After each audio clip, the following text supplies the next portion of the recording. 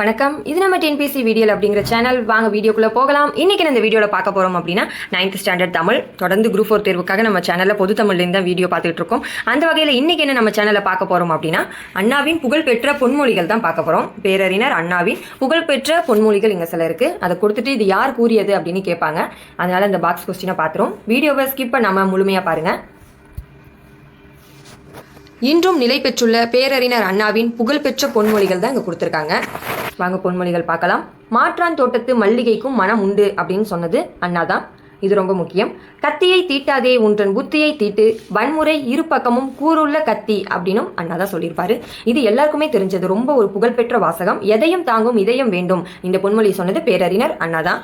அடுத்தது, சட்டம் ஒரு இருட்டறை அதில் வழக்கறிஞர்களின் வாதம் ஒரு விளக்கு அப்படின்னு சொல்லியிருப்பாரு. சட்டம் ஒரு இருட்டறை அதில் வழக்கறிஞர்களின் வாதம் ஒரு விளக்கு அப்படின்னு அண்ணா தான் சொல்லியிருப்பாரு. மக்களின் மதியை கெடுக்கும் ஏடுகள் நமக்கு தேவையில்லை, தமிழரை தட்டி எழுப்பும் தன்மான இலக்கியங்களே தேவை அப்படின்னு சொல்லியிருப்பாரு. இதுவும் ரொம்ப முக்கியம். அதுக்கப்புறம் தன்னம்பிக்கை ஊட்டி மதிப்பை பெருக்கும் நூல்கள் தேவை அப்படின்னு சொல்லியிருப்பாரு. அதாவது மக்களின் மதியை கெடுக்கும் ஏடுகள் நமக்கு தேவையில்லை, தமிழரை தட்டி எழுப்பும் தன்மான இலக்கியங்கள் தான் தேவை, தன்னம்பிக்கை ஊட்டி மதிப்பை பெருக்கும் நூல்கள் தான் தேவை அப்படின்னு சொல்லியிருப்பாரு. அதுக்கப்புறம் நல்ல வரலாறுகளை படித்தால் தான் இளம் உள்ளத்தில் புது முறுக்கு ஏற்படும் அப்படின்னு சொல்லியிருப்பாரு. இளைஞர்களுக்கு பகுத்தறிவும் சுயமரியாதையும் தேவை அப்படின்னு சொல்லியிருப்பாரு. இதுவும் ரொம்ப முக்கியம். நோட் பண்ணிங்க. இளைஞர்களுக்கு பகுத்தறிவும் சுயமரியாதையும் தேவை அப்படின்னு சொல்லியிருக்கிறது அண்ணா சொல்லியிருப்பாரு. இளைஞர்களின் உரிமை போர்ப்படையின் ஈட்டி முனைகள் அப்படின்னு சொல்லியிருப்பாரு. இளைஞர்கள் உரிமை போர்ப்படையின் ஈட்டி முனைகள் அப்படின்னு சொல்லியிருப்பாரு.